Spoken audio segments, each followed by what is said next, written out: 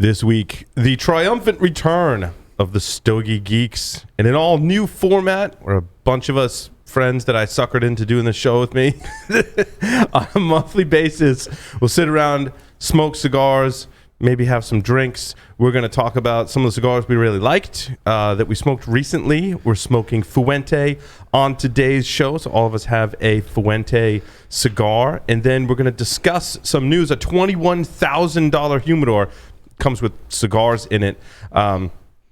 Cocktails to put you in the holiday spirit. How to age your cigars to perfection, nonetheless. Pairing cigars with bourbons and beer. The Alabama football cigar tradition. We can talk about that. And a man eaten by piranhas after jumping into a lake to escape from bees. All that and more on this episode of the Stogy Geeks Show. This is Security Weekly. For security professionals, by security professionals. Broadcasting live from G-Unit Studios in Rhode Island, it's the show where cigars burn slow, ashes fall fast, and cocktails flow steady. It's the Stogy Geek Show. Welcome, everyone, to the Stogy Geek Show. Joe and I are already silly. Oh, yeah. Joe Hozempa, a.k.a. Joe Hollywood, is here with me in studio. I'm fired up. So we also have Remote Drew, who is remote over in Texas. Look at you. You got some Stogy Geek swag going on in the background. Got my banner. Where are you? Yeah. Oh, yeah. I'm all set up for the Stogy Geek mobile lounge. Confidence. Confidence isn't walking into a room with your nose in the air, thinking you're better than anyone else. It's walking into a room and not having to compare yourself to anyone in the first place.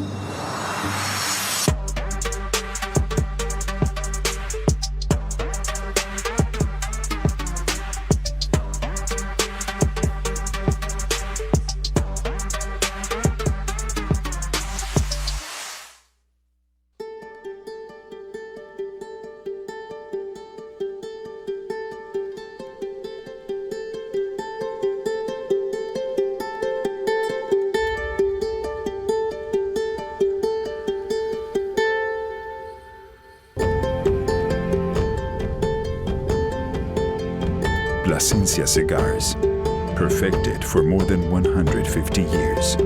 Yours to enjoy now. Havana Cigar Club, located in Warwick, Rhode Island, is a great place to enjoy a drink and a cigar. Stogy Geeks listeners can find a $5 off coupon on our website by clicking the HCC logo. Welcome, everyone, to the Stogy Geek Show. I'm your host, Paul Asadorian. Very excited to be back here on the Stogy Geek Show, episode number 365, being recorded on November 5th, 2021. To my left, of course, Stogy Geek staple, Mr. Joe Hozempa is here with us. Joe, welcome. What's up? It's good to have you. It's good to see you. Right? There's been a lot of stuff happening, and Joe and I talked about a lot of different strategies, and we're like, what if we just do it? So we're switching to a monthly cadence. What if we just do it monthly, and we get a bunch of people around to smoke cigars with us? And Joe and I are like, who's going to be like crazy enough to sit around with us once a month and smoke cigars? And lo and behold, we convinced a bunch of our gullible friends. We crazy. We crazy. So I'd like to introduce Mr. Bill Brenner. Bill, welcome. Hello, how's it going? It's good. Good to have you, Bill. You are a first time on the Stogy Geek Show. You work with us at the Cyber Risk Alliance and Security Weekly. And this is your first Stogy Geeks. I had to get out of the home office. Yeah, that's a good excuse. I needed a field trip, so. Bill's like, wait, you guys are going to sit around and drink and have cigars. He's like, I'll come down for that. You know, when I'm talking to a group of people who are increasingly intoxicated. Yes. And I'm still sober, I just sound like the smartest guy in the room anyway. That was your strategy. When it's the other way around, I'm the dumbest guy in the room. Or the drunkest, one of the two, or both. Mr. Jason Albuquerque. Hello, it's great to be here. First time here. His first time here. Yes, it's nice. Jason it's wonderful. Jason also works with us on the Security Weekly side, on Business Security Weekly. Security Weekly, and it's great to bring it all together now. That's right. I love it. And I texted Jason like last minute, and I was like, "You didn't get the invite, did you?" And he's like, "No." I'm like, "Well, it's tomorrow at 2." and we're smoking Fuente. He's like, let me clear my schedule. Let me make some room is what I did, and I made some room, and I'm glad to be here, and ultimately I'm ready to have some fun. Smoking some Fuente. We'll get to that in a Smoking some moment. Fuente, We baby. do have one remote host with us today. Mr. Adrian Sanabria is here with us, broadcasting live from a local cigar shop.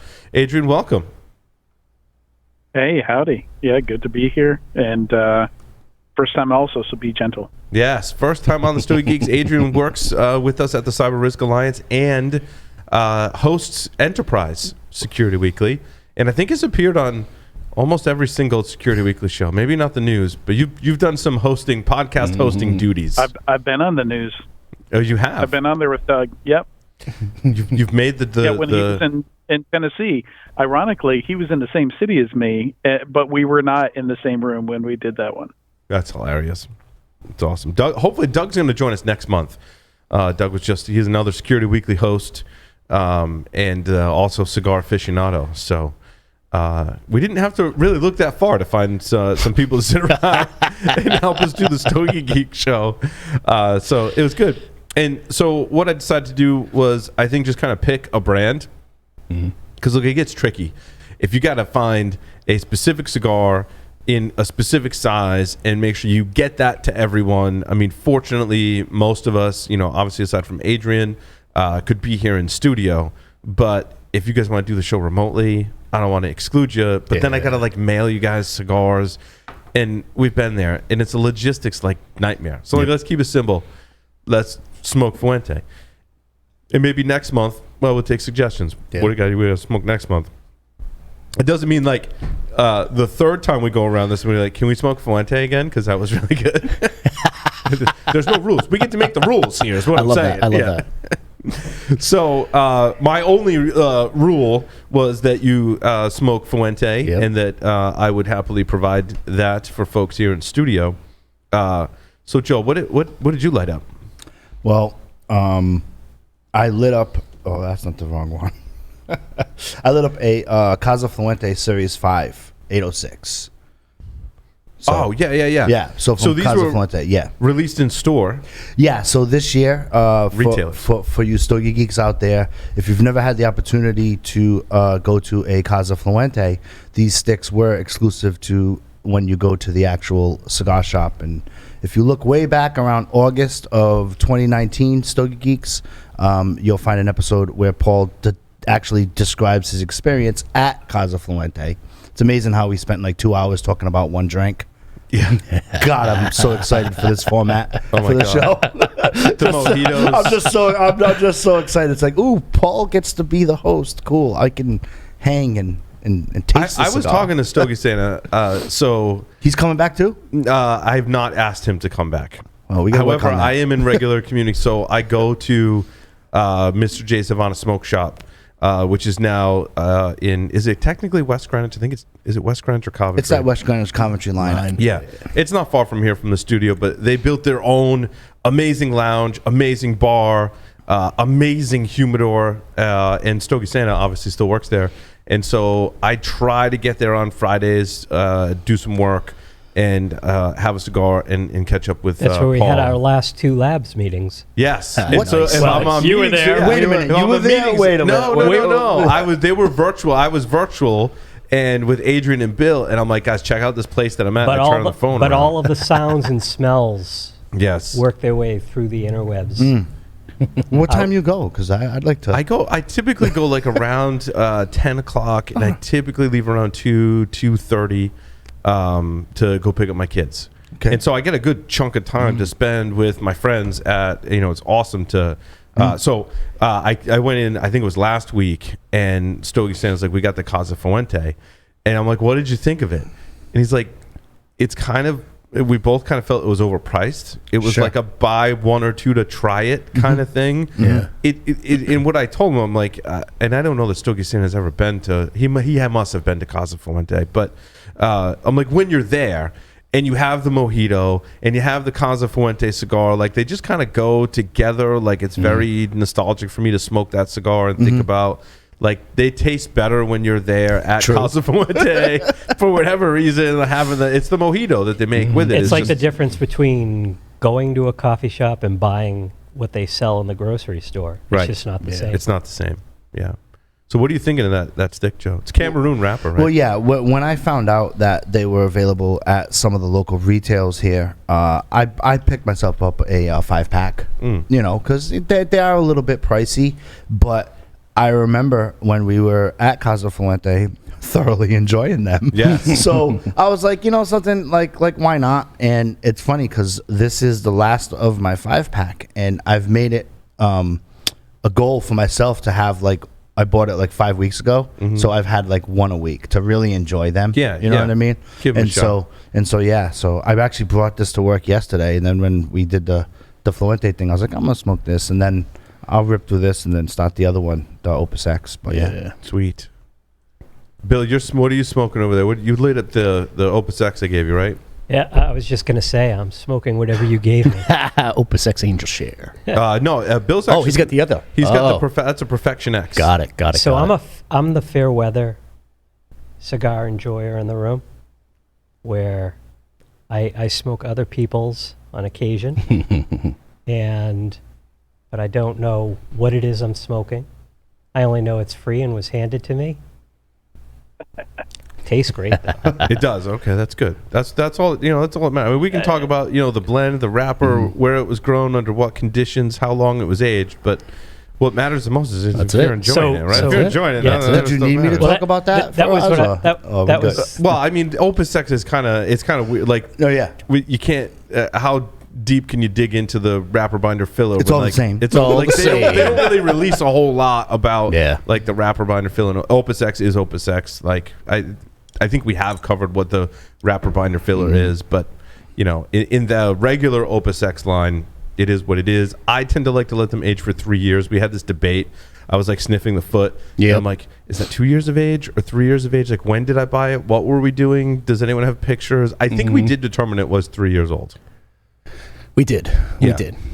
Because we went back to pictures. I conned someone into selling me a box. Basically, I was like, "Can I just buy the whole box?" And it comes in boxes of 32. Yeah. And then I sat it in the F off section of the humidor here in the studio, and I let it sit. I didn't even smoke one from it.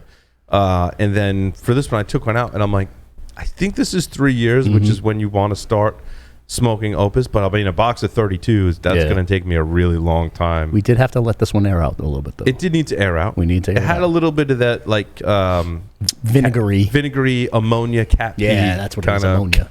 Well, as much of a novice as I am when it comes to cigars, I do know when something tastes good and when it doesn't. Right. I like this a lot. You had mentioned it actually before we went on. Yeah. Hints of cocoa. Yes. Yeah. It's a good draw. Is cat pee a tasting note? It can be. It can be. It can be. Actually, Adrian, that's very common when a cigar is rolled. Like if you go to an actual cigar rolling event. Yeah, it's like an ammonia smell. Yeah. So what happens is if someone hands you a cigar that they've actually rolled, you have 24 hours to actually smoke it. After that 24 hours, you should let it rest for at least 45 days. Or else, if you smoke it in between that cadence, you will get an ammonia, aka they call it the sick period. Yeah, there is a point. I don't remember all the details, but there is a point like once it's rolled where it does need to rest, and it will have that kind of strong ammonia. They call it the sick period. So you got to wait and age that out. Interesting. Yeah, but that's how I know an Opus is ready. If it smells more like cinnamon and less like ammonia, that's when I know it starts to be ready to smoke. That's a good tip, for sure. Yep. Yeah, I was checking out that article you had on aging cigars, and I found it interesting that you don't really start counting it until after the stick is rolled, which is kind of the opposite. Mm-hmm. I don't have anything else to compare it to except for like whiskey and things like that. And those you stop counting once it goes in the bottle. Correct. Mm-hmm. Yeah, very much opposite. Yeah, that's a good point too. Nothing else can happen to it, right? Now, Adrian, unless sun hits it or something. I want you to talk about what you're smoking, and I don't know if you want to say where you're at today. Yeah. So I'm at where am I at? Nice. It's Smokin' Joe's. It's kind of a generic name, but it's been here forever, and it's a great place. They're really helpful. They always have some neat events. Today they've got a guy that makes pipes, has his pipes all laid out on display. You should totally buy one. Yes. I never smoked a pipe. You should buy one. Dude, you should buy one. You should buy one and try it. Entirely. I mean, I don't, like, we go through phases with it, most of us, Joe and I especially, right? But it is a cool thing to get. It's not expensive, right? Especially they have an event and you can get one. Pipe tobacco is not expensive. It keeps forever, basically. Yes. So I was going to ask you to sell me on why I've never smoked a pipe either. It's just fun. I mean, I couldn't do it like regularly like I do cigars, but I like to smoke a good pipe. Yeah, it's and like I said, like the pipes and accessories aren't. You don't have to spend a lot of money to get into it. Pipe tobacco is not expensive. It keeps forever. And once you kind of get the hang of it, it's fun to do every once in a while. And pipe tobacco, you shove it in the humidor like you would a cigar, or I put mine in a Ziploc bag, and I seal the Ziploc outside bag. of a humidor though, and I put it in my humidor. Yeah, got it. I'll tell you a quick story. I have pipe tobacco from when I had my cigar shop back, and I closed it in 2002. I still have original blends in the humidor. I stick them in the humidor. Plastic bag, double plastic bag if it's aromatic. I'll spray you with the details for another show. But absolutely, like pipe tobacco. And also, Adrian, like what I find out with pipe tobacco is I have a 45-minute commute into studio. So if I just do a pipe tobacco before I actually have a cigar, to me, in my palate, it opens it's up your like a palate, decanter for wine. It really opens up the actual palate. No kidding. You can start to, if you smoke a pipe tobacco and then, an hour later or so go to a cigar, you can start to taste the different, it separates the nuances of the cigar. It's crazy. Really? Yes, so that's the whole reason I started retrohaling. Yes. Is Oh, because for sure. retrohaling allowed me to smell the aroma better, Okay. right? I'm going to need an explanation on that. Oh, retrohaling is when you take the smoke and you blow it through your nose. So you don't inhale it. Okay. Well, you don't inhale it. You keep it in your mouth, but you force it through your sinuses and out your nose. Right. Yep. And I mean, taste and scent are so linked Yes. that I wanted to be able to There's a lot of- experience the cigar a little There's bit a lot better. of like flavor receptors. In your- you get yeah. the real. Just be careful when you first start doing it. Yeah, You don't like, take a big pull. huge Don't take draw. a big pull. And don't take a draw from like a really strong cigar and start. Can you take it in through the nose? Yeah, and don't take it in through the nose and blow it out your mouth. That's not retro. And be really careful if it's Nicaraguan cigar Yeah, like as if it's opposed got to some Dominican or spice to it. Honduran. Yeah. Because if it's got some white pepper, every once in a while, I'll just sneeze make because your if eyes it's water. going too fast and whatnot. But yeah, Now, Jason, what did you light up? Is that a? It's the same. It's the same. Oh, it is You the gave same me one. Perfection X. Yeah. Okay. Yeah. I got the Perfection X. So as what do well. you think? Because you've smoked some opus recently. I have. Draw, outstanding. The good. draw's outstanding. The smell of the cocoa, I don't get the taste of the cocoa. I get more of an earthy taste right now. Sure. A little bit more of an earthy taste. Because So, I think those need like another year before I start like really digging yeah, through the box, and now I'm right? interested because I'm going to start getting to the middle third here soon. I'm interested in a change. Like I want to see what that change is going to be. Right. But earthy at first. Draw is great. That's good. Yeah, I think those probably need a little more time. It's good that we kind of tested it out. I pulled one for myself too, and I'll go smoke that at some other time. Yeah. and kind of check in on it. Yep. So But yeah, airing it out for about 5 minutes or whatever. Awesome. No, it's good. It was good. I still taste a smidge of the cocoa. Do you? Though. Yeah. But yeah, definitely the earthiness takes over. you know what though? The one I gave Bill sat out longer. Oh, true. Did it? Well, you came in with Or- it, and then you had to go back and grab that the was one from for this me. morning. That the was one from you this gave Bill. morning. So Yeah. that's probably why. But that's the thing too. Before you smoke a cigar, take it out of your humidor Yeah. and just kind of let it breathe, Right. even for a few hours. Right. It, I think does actually make a difference. They say the same thing with whiskey, Scotch, and or bourbon And wines. in wines. Wines have to breathe when they come out of the bottle. They say you should do the same thing with Scotch. So for every year that it was aged, so if it's a 12-year-old Scotch, it sits in the glass for 12 minutes to breathe. Yep. Like roughly that stuff. Yeah. And I mean, like I said, this is going on 5 minutes out, right? Because you Yeah. went back to the humidor, And I grabbed pulled it, one right and out of pulled the- it out yeah. for me. So I mean, it's been yours is sitting in yours that has been out, sealed- airing out. Yeah. I haven't opened that box. I mean, Right. we'll talk about it when we talk about the story, but I haven't opened that box in 2 or 3 years. Wow. So it's all kind of. But, I mean, you could smell the difference just from the 5 minutes it was airing out. Yes. Like, I could smell the difference. Well, that's interesting. I'm actually smoking the Fuente Opus X Forbidden X cigar in the bottle. I happen to have one of these in the humidor here, and this I bought at Casa Fuente, and they were selling these for like $75 a stick. It is in fact the same cigar, wrapper, bind, fill, tobacco, the whole, even the band, exactly the same as the pictures I'm looking at from Half Wheel of the one that actually comes out of the bottle.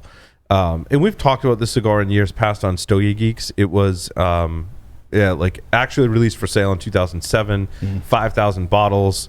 It was a Grand Palmier XS Calvados apple brandy made from 100 different apple versions at the Maggiore Calvados distillery in Normandy, France. Like the brandy that's outstanding.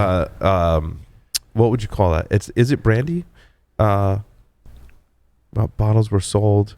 Apple brandy, yeah. So the brandy that it was made from is like a more interesting story than the cigar, to be quite honest. It was just what the article says. No, it doesn't say that. It says it's quite interesting. With the cigar. Yeah, but to find one of these bottles today, like I don't want to devote that much time and resources to finding the bottle today. I'm sure you could find one, and it'd probably be like an auction, or it would be really expensive. I'm not sure what the retail was on the bottle when it first came out, but it's like this really esoteric kind of Fuente thing. But it does say the cigar has a sun-grown Corojo wrapper grown on Chateau de Fuente. It is from the same plant, but from the top pruning as the Ashton ESG. That's interesting. I did not know that about this cigar. And it has the black band, and they re-released some, and then they did release this cigar to. So it said the estimated price is $300. So I'm not sure what the full bottle cost, but I paid $75 for it. Yeah, like it's $75. I went there a few times for hacker conferences. Yeah, and I spent too much money, but like I'd smoke one while I was there with all my friends, and then like I bought, because you were limited like 2 per person per night, and so like I'd buy 2, I'd smoke 1. Yeah. So I ended up with like maybe 3 in my humidors, just kind of kicking around, and then like I didn't want to smoke them because I knew I may never get to smoke one ever again. So. Is that from the 2019 trip we went to, or was that before? I bought them at various, like whenever they have them, I'll buy one to smoke, and then I'll buy one to take back with me, or 2 to take back with me. So, they've had them in years past. They have had them there at Casa Fuente. So, I mean, if you really want to smoke one, your best bet is like if you're in Vegas, go to Casa Fuente and see if they have one, and they might. It's hit or miss, you know. Well, if you're in Vegas, there's 2 places you need to go: Casa Fuente and then the Davidoff Lounge. As Agreed. Well. Davidoff Lounge is super cool as well. Maybe we could do an episode on that. I was thinking Davidoff next month. That's what I was thinking. Remember when Paul buys a spoiler alert? He buys $150 cigar, one cigar, right? At the Davidoff. At the Davidoff Lounge. Then Paul's like, get whatever you want, blah, blah. And I'm like, all right. I did not get one, right? I was like, I cannot even have him do that. And then it's funny because like 2 weeks later after the trip, when, expenses get filed one night, I was like, Joe, why'd you let me spend it? I'm like, it's your company. You the boss. I was Joe, you were supposed to be my balance. Like you let me buy a $150 cigar. What's wrong with you? Knock yourself out, man. You need to be the voice of reason for me when I'm in this type of situation. Be the angel on my shoulder. Yeah. Joe's very much a devil on the shoulder. Yeah. I'm he was like, you should totally buy that. Buy two. Yeah. And Paul's like, you want one? And like I saw the price in the corner of my eye. I'm like, nah, I really like this one. And again, I may have been intoxicated actually. Yes. When all this was going down. You had just come off of Paul's Security Weekly. Oh, so I was definitely intoxicated. So you brought up an interesting point earlier, right? You talked about how it was the cigars based off the leaf of what they make Ashtons off of. Yes, and Ashton ESG, which is Ashton's like $28. Right. There's 2 different variations, I believe, of ESG. But last night, as I'm reading your text, and you told me Fuente Day, and I'm like, do I bring an Ashton? Oh, you could have totally. That's rules of engagement, right? Rules of engagement. sure. I want to know the rules of engagement. Would that count? It would. Actually, you would have gotten super cool brownie points to make that. Oh, I should have brought one. We would have been like, that's amazing. Actually, you know your shit. if you brought that stick next month, you'd be sitting here. I'd be sitting fuck. It'd be like the But no, I swear to God, last night I'm like, oh my God, should I bring an Ashton? Because That's a good point. right? It's funny when you walk into Casa Fuente and you look. Well, it used to be to the left. I'm not sure where they rearranged their humidor in years past, but it used to be you look to the left and it was all Ashton. Yeah. And then like the person would tell you like we only carry Fuente cigars, and a lot of people you could hear they'd be like, well, what "But you talking about?" But you got Ashton. They're like, no, Ashton is Ashton's a actually Fuente cigar, yeah. yeah. I Great knew. point. I knew. Story geek. Still Look at this, breaking dude. knowledge. Look at this. Look at this. Huh? So this is a 6 3/8 by 49 Toro Extra. They call it. Again, it listed at 5,000 cigars. They probably made more, and they released them exclusively now. Yeah. Most likely, I would say you're not going to find it anywhere else but at Casa Fuente. So they have a full review, and Brooks from Half Wheel, which is one of the only. A quick glance, I found that Half Wheel had a review. I'm not sure anyone else does. Maybe Stogie Geeks in a few other sites that I didn't look at, but he gave it an 85. Really? I would. I don't know. You need like a special ranking classification for Yeah, the sure. cigar, right? Like it's like Yeah. it's just. It's truly. If you can find one, It's an experience. Convince yourself, Right. to spend $75 on one cigar. Right. Go for it. Is it worth $75? Probably not. To be quite honest, I mean, you could buy 2 or 3 or more really nice cigars for that $75. Yeah. But Well, when you and I were texting last night, I told you that, damn, I was going to bring my father and son. I had an Opus X20. that's the beautiful father and some purple. It's like a bluish purple band. And it comes in the. I smoked comes it in like the yellow 3 or 4 box. weeks ago, and I'm like, Nice. damn, I would have brought that. So I had. Those are actually even lighter than this. Yeah, it was really good. Yeah. It was a good cigar. Those You're smoke absolutely more right. like an Angel Share blend. Than the regular Opus blend. Yeah, but they come in that yellow box. Yep. Just like there's ones with the. There's 2 yellow boxes. The one that I have in here has the like darker, almost looks like a Forbidden X band, and I forget what that one is. But the other yellow box has that. Yep. The gift set, like you get 2 of each size of the father and son 20th anniversary. Yes. Yeah. So great cigar, but I had my last one a few Those weeks, are few weeks back. I wouldn't have brought it. I should smoke those because Joe's looking at me like, dude.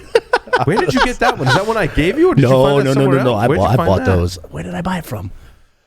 I want to say I did it on a luxury cigar club like alert, like Unicorn Alert. You know how they do the Unicorn for sure. Alerts? Yep. I want to say that's where I got it. Hey, they were in my humidor for 2 years. Yeah, and it was still 2 good. It years? wasn't aged out. Oh God. Oh, Beautiful. good. Beautiful.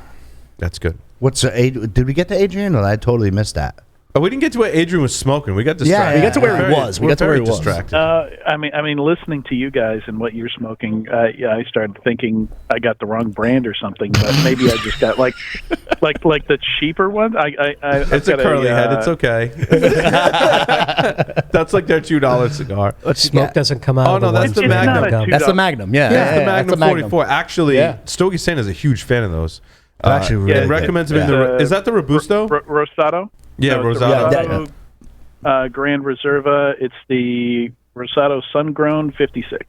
Yeah, that's the. That It was about $9. yeah, those are awesome. Let me actually. tell you something. For the Stogie geeks out there, and you're looking, to try some stuff and whatnot, like ask the shop owner. Hopefully they know what they're doing. Like, do you have any like Rosado wrappers? You know what I mean? Like this one that I'm smoking has a Rosado wrapper. The 858s Rosados are super tasty. Oh. You know what I mean? And I'm in love with there's that like an stick right actual now. difference, Adrian. And so. this is generally what I go for. I find if I go with a real dark wrapper, they tend to put me down hard. I'm kind of a lightweight when it comes to some of those. Yeah, that's a good. like That's the real dark, oily Yeah, ones. the Yeah, one I you have, can't. Adrian's a breakfast cigar for me. Yeah. There you go. It's a good There you breakfast go. cigar.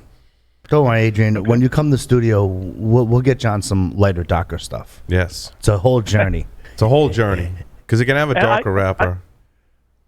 I've smoked a lot, but I've never really geeked out and kept track of what I've smoked over the years. But yeah, these days it's more of like a special occasion type thing for me. Back when I was living in my house, I'd smoke them more often and talked about them more often. I had some other coworkers at 451. Actually, one of my coworkers is a big cigar geek, and he's still over there, Garrett.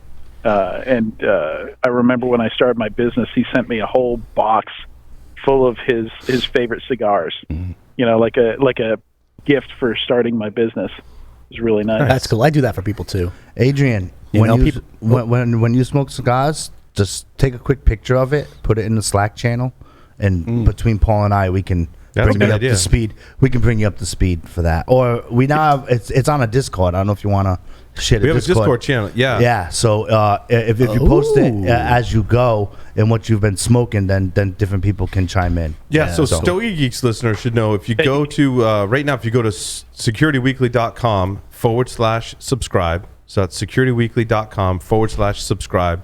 You can go into our get an invite to our Discord channel. In our Discord channel now, we have a Stogie Geeks. Our Discord server has a Stogie Geeks channel. Yes, I should say. Yeah. Anyone is welcome. The invite is open. You don't have to be in the InfoSec. There's a lot of general channels in there, general chat and things like that. And now there's a Stogie Geeks channel in there. We also internally have a Slack channel for Stogie Geeks. So if anyone wants to post stuff about cigars, pictures of cigars in there, we can use that for content for the show. Like just post it in there, and we'll take a look and maybe include it in the show notes. For you Stogie Geeks who are not computer inclined, email me at joeh@stogiegeeks.com. I'll send you a link to what Paul just said. There you go. Because there's a user guide. Because there's a lot of technical. There's a technical curve in there. There is. Yeah. If you haven't joined Slack channels before, I will walk you through it. Discord rather. Yeah. All right. Yeah, so I'll post mine there, and y'all can make fun of my taste. Actually, you've done well. You've done a Rosado wrapper. No, that's great. You're smoking the Magnum. It looks like a Robusto or a double Robusto. Do you know? The 56 is a. It looks like it's all good. I'll post a picture, and you can tell me. There you go. I have to see it from the start. Yeah, I took pictures in the Humidor from where I picked it. Nice, cool, man. It's awesome. I'm trying to look up what the R56 size is. 5 5/8 by 56. It's generally the size I go for. I do like box presses also, but they don't seem to have any in Fuentes that I could find. Yeah, that's not a common Fuente thing, is a box press. What was the last I'm a big Rocky Patel fan, and they have a lot of box press. Like the they do make vintage a lot of, 1990s were my favorite. They were my go-to for a long time. It's funny, the Rocky Patels that I like to smoke, I can't find anywhere. Because they like discontinue them. Or the Super Ligero was freaking awesome, in the Lancero, freaking awesome. I can't find it anywhere. It's the old school, I'm the same way. The one that Adrian mentions, like that's an old school classic Rocky Patel. The Decade, even though I'm convinced that the blend had changed, it still is a good morning smoke there too. Yeah. But yeah, a lot of them are box press. We should do a box press episode too. We should. So I'm like Adrian, where I'll smoke on special occasions. See, this is a special occasion. Every day is a special occasion. Hey, every day I wake up on this side of the ground is a special occasion. You go back 10 years ago, and I smoked more than, Ulysses S. Grant. But back then, Rocky Patels were my go-tos. Yeah, he was really big. And the Romeo Juliet.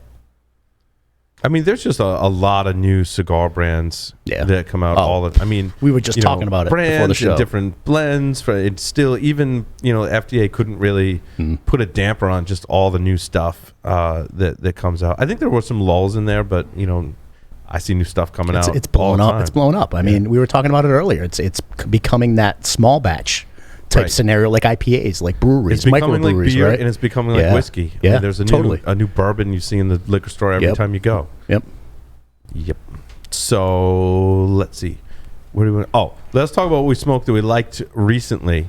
I've got some picks up here. Now, you did mention the 858 Rosado Sungrown, which is another one of these. Fuente, I think, if they're famous, I think, for a lot of things, for having one of the largest farms and deepest history in cigars in the Dominican Republic. They're famous for a lot of their different lines of cigars, but they're also very famous for having, I think, probably the most limited edition and limited run cigars out of any other cigar manufacturer. Like, there are whole forums and groups of people dedicated to just following Fuente and finding that super rare stuff. What was the pink one? They came out with the pink one. Oh God, I know exactly what you're talking Fuente about. Pinks. Yeah, the Fuente Pinks. It was like a thing. It's like there's a following around it. But a lot of what I heard is the hardcore Fuente people are like, it's not really worth chasing. Like, I've chased it down, and it's not really worth chasing. What I think is interesting about the 858 Sun-Grown, 858 Rosado Sun-Grown, that it comes out like every once in a while, just like magically you'll see them in the store, but the price point on them is this half wheel listed at $6.33. That was 3 years ago. Today I think I might have paid maybe about $9, maybe $8, $7, $8, $9, something like sure. something like that today. So it's not my $75 cigar, certainly. These are reasonably priced cigars that just smoke awesome. That Rosado Sun-Grown wrapper is just like, it's just so much flavor in that wrapper, and at that price point too.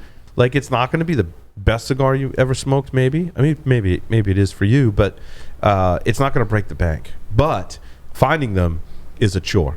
But right now they seem to be plentiful, because I went to 2 different local cigar stores in multiple occasions, and they still had them. And I was like buying 4 or 5 at a time, and then I go home and I'm like, I've got like a dozen 858 Rosado Sun. I'm like, this is the most Rosado Sun-Growns I've ever held in my entire life. And like, now I don't want to smoke them because I have so many.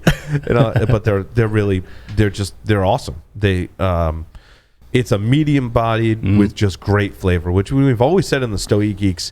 Anytime you kind of hit that medium body, medium strength, but just tons of flavor, that's what I think a lot of cigar aficionados are after. I think it's why a lot of people turn to the Cuban brands, because they tend to be that medium body, medium strength, and a lot of flavor. They tend to be one-trick ponies and suffer from construction issues, but when they smoke good, it is that experience that I think a lot of aficionados go for. For me, the 858 Rosado is that experience.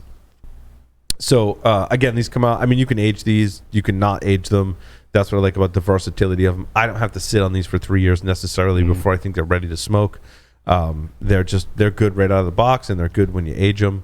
But again, they can be really hard to find. Like, you'll go through a really big dry spell, maybe for years, and they just won't be available anywhere. And then all of a sudden they'll come out. That's kind of how Fuente rolls with a lot of their limited stuff, though. And how they roll? How they roll. How they roll. Pun intended. Bill? I was going to ask how the supply chain challenges have affected that. Poorly, negatively, yes. And it's not, from what I've heard, kind of just in passing, the container ship thing, the shortage on the containers hurts the cigar industry much like it hurts the other industries, let alone, like, they can't get a container to put the goods in, let alone get that container from point A to point B. And if they do, it's floating off the coast of California somewhere, waiting to be offloaded, which is a huge problem. I mean, we could do an entire episode on, and theorize and see what people are reporting on what's happening off the coast of California, because there's also a trucking issue, and it's also California's law that I can't remember, but they passed a law to help the Uber and Lyft drivers. And they said, like, if you're a contractor, like, you can't be a contractor, that company has to hire you. And that had these rippling changes through the economy in California. And I believe that also hit truckers as well. I'd imagine some of the truckers might be contractors and be like, I want to drive a truck a couple of days a week. I'm not going to be a full-time or part-time employee. You're just going to pay me when I drive the truck. I mean, I would imagine the trucking part is the bigger problem for the flow of cigars. Potentially. I mean, no, a lot of it's shipped here on container import, or via planes, right?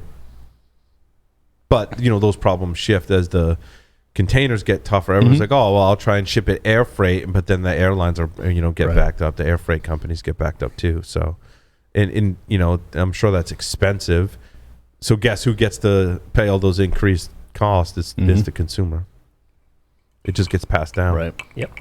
I mean, and even people are predicting there's going to be price changes there's going to be increases because of these supply chain issues in cigars. A reflection of what's happening everywhere else. Yeah, exactly. All other exactly. For sure. There's not a lot of cigars grown here in the U.S. At least, like, all of the components being grown here in the U.S. is a pretty rare thing. I mean, it's not as rare as you might think, but there are tobacco farms in Pennsylvania, Connecticut, Florida. Florida, I think, has one that's a Florida Puro. Wasn't it Jeff that did the Puro that was grown out of Florida years ago? And, like, all the tobacco was grown in Florida. I was going to ask, can you name an American pure cigar? Yeah. There was, I can't remember the sponsor name of the of show, J.C. Newman makes the American. Oh, yeah. So they make one different. That's not Jeff Borshowitz from... No. What? No. Well, J.C. Newman created the America. Yep. And, it's one of those kind of side projects that Drew, fourth generation, had created. It was right after the Yagua. And, it retails. You also have a downside of that. It retails for around $20. Why? You're paying U.S. labor. Yeah, right. It's labor costs. That's another issue. So, like, all of the 100%. American Puros, and, like, some of it's There's from some Pennsylvania. I've had those. I didn't like them. No. Nah, it's at all. But handmade cigar, not machine made. It's handmade. Wow. Yep. Wrapper binder fillers all grown. I believe that the ones I smoked were in Pennsylvania. Yeah. I may have a couple of kick around in my Humidor too. I smoked a few different ones. And I'm like, not really digging it. Yeah. And I mean, Connecticut grows wrappers, right? That's Connecticut broadleaf primarily. That's grown in the Connecticut River Valley, but that's usually shipped and then rolled and aged in cigars, in Dominican or Nicaragua, right? So you don't. It's hard to have that, and it's all about where you're on the earth and the growing conditions and all that stuff just doesn't exist to produce culture quality too, right? Like absolutely. When I think cigar making culture, I don't think Pittsburgh or North. But I mean, a lot of cigarette tobacco will be grown here in the U.S. And if I remember correctly, that's like a different strain of plant. Like it's a botany thing. Yeah, it's a different. It's crazy when you get into that. Like when you and me think banana, there's a very specific type of banana we think of, and it's called Cavendish. They're Cavendish bananas, the yellow bananas you get. And there's like hundreds of different varieties of bananas. Like sometimes in a grocery store, you'll see, the little purple ones, the big plantains, the green plantain. And you use them all for different things. But generally, when we think of banana, there's one kind we think of, and it's the Cavendish. And it's, it gets kind of dangerous too, because I was reading something like there's this blight that affect rubber trees and Cavendish bananas. Like they were talking about all these different blights. And a lot of this, like the industry has gotten to the point where some of this stuff is only made in a couple places. And if they get hit by these blights, like you could lose, we could lose that type of banana, like could go extinct. Really quick, like that's a concern. Or take years to to rebound from all that. Did that happen like a decade ago in Florida with oranges?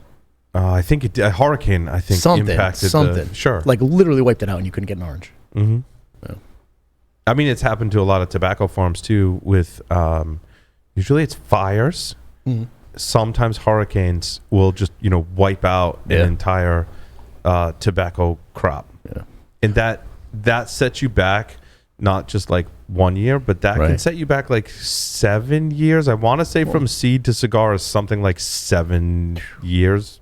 I mean, there's some variances in there, but it's something like that. Like once you go from seed all the way through the aging process, and by the time it lands in the store can be, I think the average was something like 7 years, but it's years. Speaking of fire, right? I mean, we're talking Fuente. That could buckle a company. Didn't that happen twice to Fuente? It did. It did. Fire in the early 1900s, and then again like in the 40s or 50s or something like that, where it wiped out their company twice. Yeah, there's articles online that talk about there's like one fire that is the reason they came up with añejo, because they use a different tobacco or something like that. Like they've actually created like whole new lines based on like losing an entire crop. So I don't have that crop. I got to use something else. And, kind of gives birth to new cigar lines because they lost it all in a fire. Yep. We do have something on the chat. A viewer, King Kong, had said, that's his name, love it, had said that, yes, a box press episode would be great. Oh, nice. So we'll put that into the rotation. Switching off Fuente, I smoked the Tatuaje T110 Kappa Especial. I liked this. I should have bought a box of these. I don't know why I didn't buy a box of these. Like, I should have sought out a box, and now, like, trying to find them. What's interesting is you can find boxes of the broadleaf Maduro, which is good, but either it needs time or it's just not going to be as good as the Kappa Especial. There's a whole history behind the T110. We've covered it on, long time ago in Stogy Geeks history.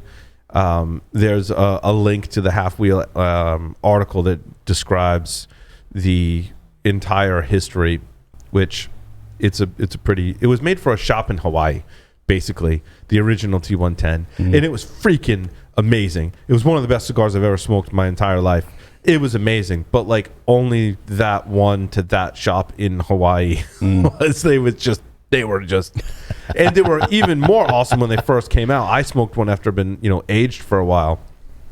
So it was a whole story. So Pete Johnson of Tatuaje re-released the 110, and I have to say the Kappa Especial smokes really, really good.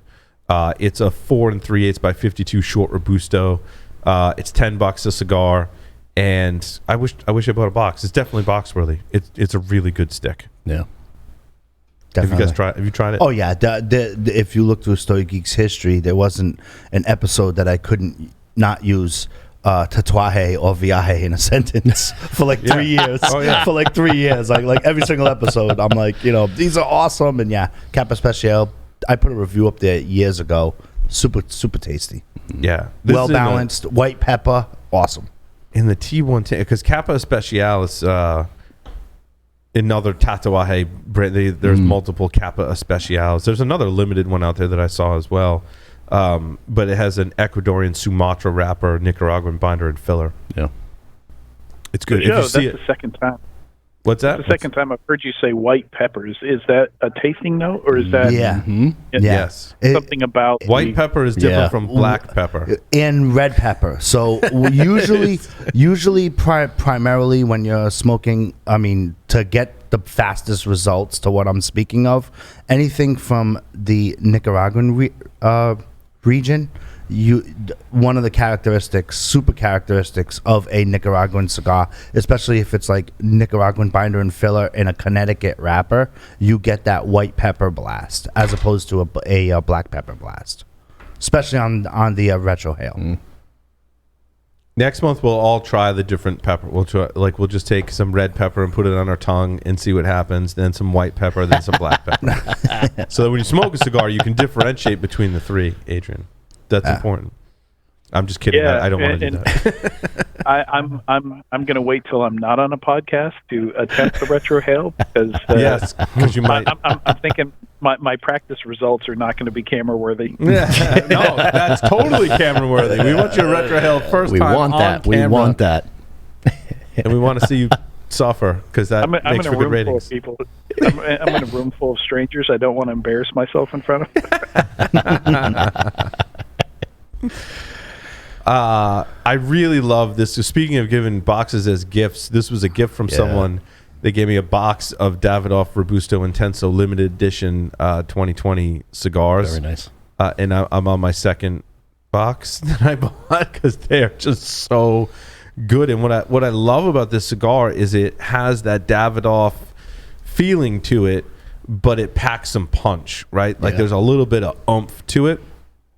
I had actually not looked. Well, that's why it's so good. It's the Ecuadorian Habano 702 wrapper. 702 is another Davidoff line of cigars. They're really good. Yeah, they are. And it uses Dominican binder and filler. I won't go through all the different things that I can't pronounce. Piloto, Viso, San Vicente, Mejorado, Lajero. Oh, there you go. There's a Lajero priming in there, which gives it that little extra punch. And it's just very well balanced. It's also like $32 a cigar. So it's not cheap at all. I wish these were actually a little cheaper. I think these are going to age really well if I can keep them around long enough in my humidor and get myself to not smoke them, but that doesn't usually happen. I usually just grab them. because again, it's really good. It's got that extra punch to it. Yeah. So it scored a 90 on Half Wheel, which, you know, sometimes they tend to be a little stingy with their 90 plus kind of ratings. And this is one I agree. I think it's box worthy for sure. It's going to set you back for a box, but you're going to be super happy with that box. Like, there's not one that you're going to smoke out of that box and be like, that wasn't that great. They're consistent. They all smoke awesome. They all taste awesome. It's going to age well. I think it's a great box worthy kind of purchase for that special occasion, you know? You mentioned construction issues before, Paul. Is that like you might get one that just doesn't draw very well, and you got to mess with it to be able to smoke it, that kind of thing? Yeah, like rolled on a Friday. Too tight, other ones, yeah. Yeah, if they roll it too tight, I think for me the number one most common issue is they put too much filler when they roll it, or they roll it too tight, and that means the cigar's plugged. And life is too short for me to try and smoke a cigar that's just going to be plugged like that. I think it also affects the flavor. Something happens to the flavor when that draw is too tight, and it burns not correctly. I don't know if sometimes it burns too hot or not hot enough because there's not enough airflow going through. So usually not hot enough if it's plugged, and it doesn't. I hate that. I hate that. I mean, there's lots of tricks you can do, but yeah, that's what I was going to ask. When that happens, do you try and fix it, or do you just, you know? Depends how tasty it is and how much you spend on it. Like, if it's a $32 cigar, I'm gonna try, and I have my methods. We've talked about cigar pokers, right? And I don't like the cigar pokers where you poke the cigar and then you pull it out. Like, all it does is like push some of the tobacco to the edges, but then I find it kind of just like reforms and goes right back. What you want in a poker is one that has kind of like a little hook or ridge on it, so you're actually raking out some tobacco from the middle of it. And like, I haven't had the greatest level of success doing that. The other thing you can do is, if you can find a stem that sticks out of the head of the cigar that you've cut, if you pull on that stem, you can actually pull an entire like leaf or stem from the middle, hopefully the middle or some portion of the cigar that tends to loosen it up. But then it doesn't burn right. I can tell you from having done that, the cigar doesn't burn the way it was intended to burn. Like, cigars are meant to be smoked with all the tobacco that the roller put in it, all the different tobacco that the blender intended to put in it in a very specific ratio. So, for example, like in this Davidoff Robusto Intenso, it has 1, 2, 3, 4 different types of filler, and the blender like went through a laborious process to go, it should have this much Piloto Viso and this much San Vicente filler inside of it. So if you remove like a whole leaf from the inside, now you've just changed that blend. Like, you've hacked your cigar and changed that blend to something the blender did not intend for it to be. And actually, it's weird, pretty significantly change the way that cigar tastes. Plus, Adrian, like some factories, most factories, when a roller has X amount of what they need to yield for a cigar, they're given a specific amount of wrapper binder filler, and then they don't stop for the day or however that works within the shift. So they only have this supply to roll this batch. So as you get towards the end, sometimes, you know, some factories will say, hey, I need a little bit more of this. Other factories, most of them, you have to deal with what you get, or you're not like moving up the production chain or the employment chain as like a master roller. There's like a whole gig there that too. Explains inconsistency. I would think that would follow price points too, right? Yep. Oh yeah, for sure. Yeah, likely have those issues at the lower price points. Thing. Yep. Yeah, because it's going to cost you more to really stick to that blend versus going, well, you know, maybe if you're 5% short on that filler, just use 5% more of the other filler. But now you've basically reblended the entire cigar. You've reblended it, right? And then you stick it in the box, and hopefully they won't notice. You know. And there are blends out there that I find to be very inconsistent. Like the more you smoke and pay attention to flavors and, you know, develop your palate, you'll be able to pick up on that. Like that box wasn't consistent. Like I won't. Or you smoke, even if you buy one day at the store and you smoke it, then you go back the next day and maybe you buy the same cigar and it tastes different. I mean, that could be a number of things, but sometimes that's due to inconsistency in the blend. Davidoff usually does not. That's why the cigar's $32, and a lot of the other cigars are really expensive because like when I smoke the Davidoff, I think it's the Aniversario Toro, like every single, like it's exactly the same. Now the real trick is to keep that blend over from year to year. Yeah, and sometimes even Davidoff has a tough time from year to year because now you're factoring in weather conditions, soil conditions. Yeah. Like, did you age it or ferment it and age it the exact same way that you did the last year that you did that, right? Did the crop grow the same? Like, even how much sunlight was out, how much rain you got, and how much sun. Like, weather is a huge factor, and the best blenders in the world are able to create a consistent experience for the consumer over years. Because I mean, it's part art and part science to go, this is going to be the same cigar. I'll tell you, the consistency thing, we've talked about it before, for me is the Padron number 9. Like, I always, me, that's consistent all the time. Amazing. I love that cigar. Yeah, you have to work on the line for X amount of years to roll that cigar. It's the same thing with like Davidoff. Yep. Like Davidoff categorizes their rollers for specific blends, so that what happens is like you only roll this, and again, it's judged by how much you can salvage from the lot, how consistent everything is. Plus, Adrian, with the products there too, every premium cigar that's handmade has an average about 300 hands that actually touch it. Every single one. So you have that going on too when you're talking quality control. So it gets pretty rowdy. We'll get there after a couple of years of this show. You'll be like, really? Yeah, it's crazy. 300 people. Yes, sir. Oh yeah.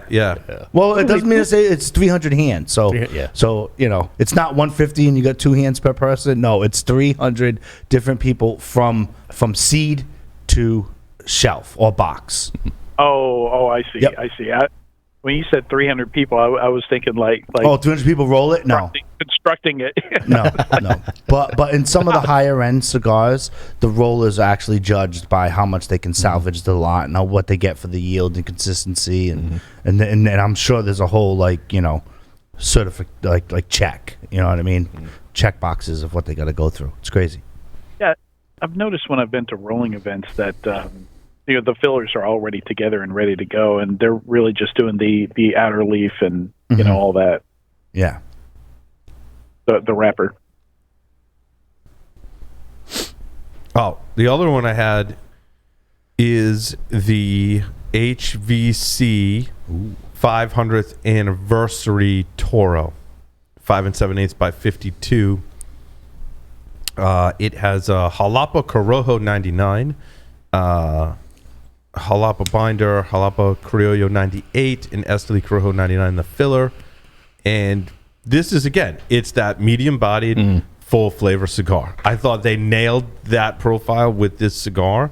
I think, what do these come in boxes of? I'm on my second box of these. That's how much I loved it. I think they come in boxes of 15, I believe. It is just, they're amazing. Yeah. I mean, it's just so enjoy every single one that I smoked. It's just you can smoke these in the morning. They're very versatile that way. Smoke them in the afternoon after a meal. That's what I like about that. Kind of medium bodied but good flavor. Is it tends to be versatile. This review says vanilla, brown sugar, nuts, and dark chocolate. I actually think that's pretty accurate. Like that flavor, it packs some flavors in there that are just very kind of. I don't want to say Cuban-esque, but again, it's all about flavor, and those cigars I gravitate towards. Good mid-fall, mid-autumn flavors. Yes. Yeah. HVC Havana City Cigars like really does it right. And coming up in a couple of weeks, they have the Black Fridays coming up. So I always get a box of those every year. They come up with a cigar around Black Friday. Yeah. And you know, some it's a different blend of the year, and it's a limited release. And you know, Doug White loved the 2019s. Him and I shoveled through the box in like 2 weeks here. Yeah, HBC and those come in like a box of I think 50. Yeah, it was about those come in like a bigger box and whatnot. But yeah. Speaking about fall cigars, I just had, and I was telling you guys earlier, I'm big on the Lost and Founds right now, right? And I aged. Did you have a lot of pumpkin cigars for your? No pumpkin cigars. You could probably find a pumpkin cigar. Maybe. I'm not down with the flavored cigars. I'm good. Take the pump with the syrup, pumpkin syrup in it, and just put that over your cigar and let it age in your humidor, and you'll be fine. But no, I had the Lost and Found, and correct me if I'm wrong. That's a collab with Caldwell, right? Lost and Found is a Caldwell collab. No, well, it depends on which year you're talking about. Up to about 3 years ago, the Lost and Caldwell had their regular blend, the Blind Man's Bluff, the Eastern Standard, Long Live the King is Dead. Those were their standard blends. Standard Caldwells, and the Lost and Founds were like ultra boutique for them. Yeah. And then now they've just come through the limelight, and I'm sure, like COVID really made that happen, right? There's not enough reps on the street. Yeah, you got a bunch of inventory coming up and whatnot, and so they released these Lost and Founds. But the Caldwell Lost and Founds have been around since at least 2013 that I know of. Yeah. So the one I just had was, and I aged it for a year. I kept it for a year, and it was the Treat. They came up with this whole like Halloween line. Trick, Trick, Treat, and peanut butter, right? The PB cup. But I had the Treat, and I hadn't had it yet. And it was a really, really good cigar, man. Yeah. Honestly. You know, I let it age for a year. I got like a hazelnut kind of taste to it, which was kind of cool. You know, it's totally fall. Yeah, it totally reminded me of New England fall, right? And it's really good. But I also got a weird like a Davidoff kind of vibe to it, which was kind of strange, right? But I enjoyed it thoroughly, and I dig it. And it was a 6x52, right? And for me, and this is what I want to kind of lean on you, Joe, about is the wrapper's an Ecuadorian hybrid, Ecuadorian hybrid Habano. What does that mean? Give me some on that. Give me some on that. That's a good. You really put me on the spot with that there, but. With the hybrid wrappers, that's a word that they use that could be subject to change. Okay. Right, Paul? Are you going with me on this one or no? Habano? Or you know? No. So, no, not Habano, the hybrid. When they say so it's Ecuadorian it's a hybrid Habano. Wrapper, it means that like the next batch could be a Habano, but it could be subject to change from that Pacific there. I didn't know if it was a seed from one place grown in another place. It could be. I didn't know what the hybrid meant. It could be that they... Because everything else is Dominican, They right? germinated two plants together to form a hybrid. I believe that's what... So they took... Yeah, like you could take... That's what I think when I think hybrid. Yeah, that's what I believe that's what hybrid means, right? So if you had two different Habano plants, right? Maybe one was a strain that was in Ecuador and one was a strain that's in Dominican... and you cross-pollinated those two plants, you'd have an Ecuadorian Dominican Habano hybrid. Got it. Which is pretty, I mean, that's common. They do stuff like that all the time. But really good cigar. Enjoyed it. And it was New England fall all day long, right around Halloween time. I let it sit for a year, like I said, on my front porch, nice and cool outside. It's a great cigar. Habano is a particular kind of leaf that's grown from a Cuban seed. Yeah. That's what the word Habano and Havana refer to, a Cuban seed. Which you got to be careful with the terminology too, right? Because you can say Maduro. Maduro is not specific to a leaf or a plant. Maduro is a process that you apply to the leaves afterwards. So, where is my book? I had my tobacco book from the Tobacco University. Yeah. I think I let you borrow it. No, I bought mine. No. You actually bought me one. Did I buy you one? Yeah. Okay. So if I have you need it, I do have it readily available. Books. Yeah. Why? There's no master class? Yeah, actually, there is. Is there a master class? No, I haven't looked. Yeah, there actually is. That would be the bomb. If you go to the Tobacconist University, you can subscribe to a class and take awesome. trainings. Not in the master class like platform. Master class is like a platform. It's a platform, yeah. Because I'm all about that. Yeah. Me too, because we did the smoking meat That's one. right. But what's the general Stogie Geeks opinion on flavored cigars, like acid, that kind of thing? No bueno for me. I mean, No bueno. yeah, Not for me. I don't dig it. I mean, I think generally speaking, Adrian, we like the natural flavors that we get from unaltered tobacco is kind of where we're at. However, that doesn't mean we haven't tried flavored cigars and hated all of them. One that I used to smoke, that I would smoke again, is the Nub Espresso. Yes, Nub I've had that one. Cappuccino. It's the Cappuccino. Yes, it's the coffee line that they have. I've had that before. Not bad, but As far as I flavored gotta be cigars like in a mood. I gotta be in a Yes. mood There's for that. I forget the brand. They came in little metal tins. They were skinnier, smaller cigars, but they had a really great taste. It was rum infused. Like a Philly Blunt rum infused. Did it have a skeleton on it? Swisher sweet. Did it have like a Not skeleton, like Swisher sweet. like a skeleton, Swisher like a sweet. skeleton pirate? Nope. No. Okay. Straight out of no. Pittsburgh. It was in kind of an orange tin. Oh, damn. That's going to plague me now. Wow, to the Googles. That's it. Google foo. To the Googles, I go. What are they doing with those? Are they soaking the outer leaf in something? You know, that's a really good question, Adrian. I've yet to have folks describe to me exactly how they do it. It tends to be like an industry trade secret. Like, they may tell you what kind of tobacco they use, sometimes not, but they'll tell you what kind of tobacco they use.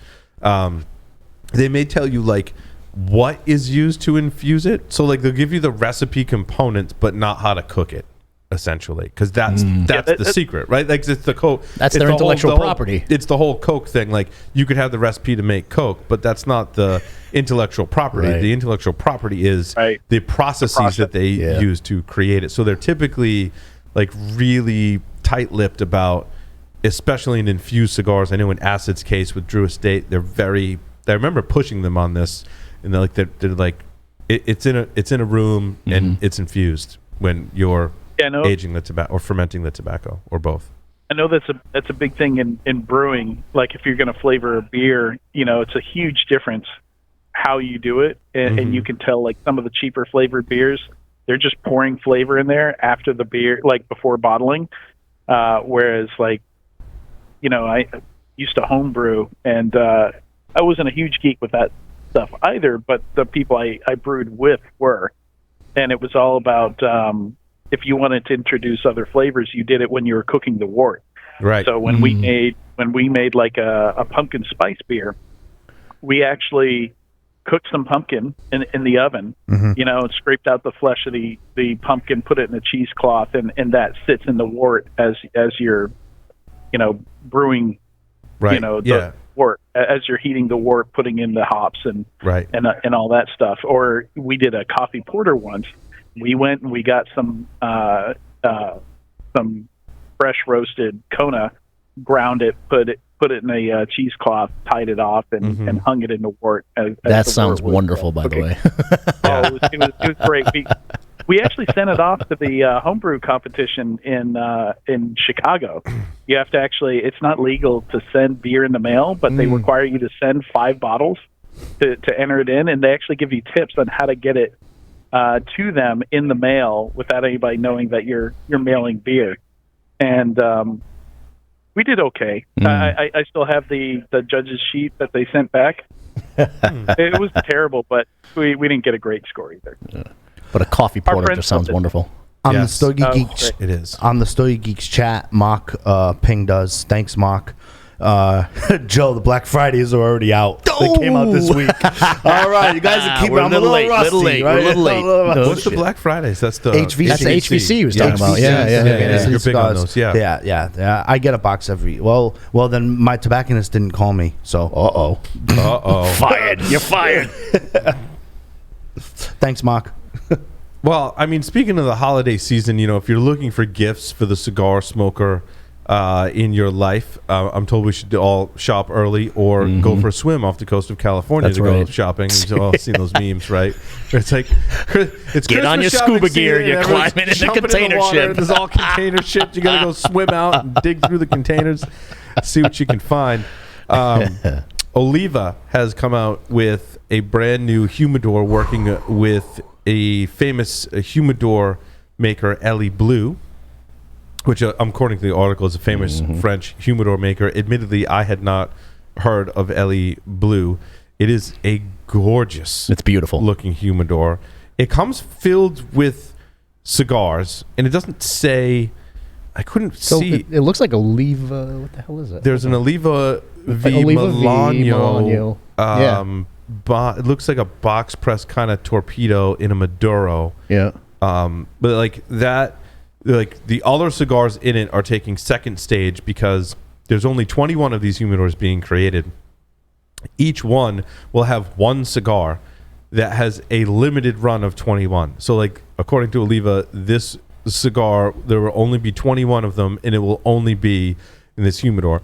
Now we heard that before because Fuente probably said that about the ones in the bottle, but obviously I was able to buy one without the bottle. So like I know they're probably, setting us up for it'll be at an event or they'll, to make just 21 cigars.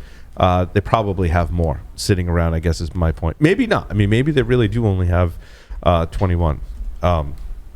So 21 of these, and it is called the Oliva Series V Milano Figurino. 5.5 by 52 short figurado. Not only is this a new Vitola according to the Half Wheel article, but the Figurino uses packaging that is exclusive to the cigar and different from the rest of the Milano line. This humidor retails for roughly US $21,000. That's $21,000. Yeah. Nope. When I saw that price, I was expecting to see like a huge humidor, sits on the floor like glass display case type. And then I saw it and I was like, that's the size of my humidor.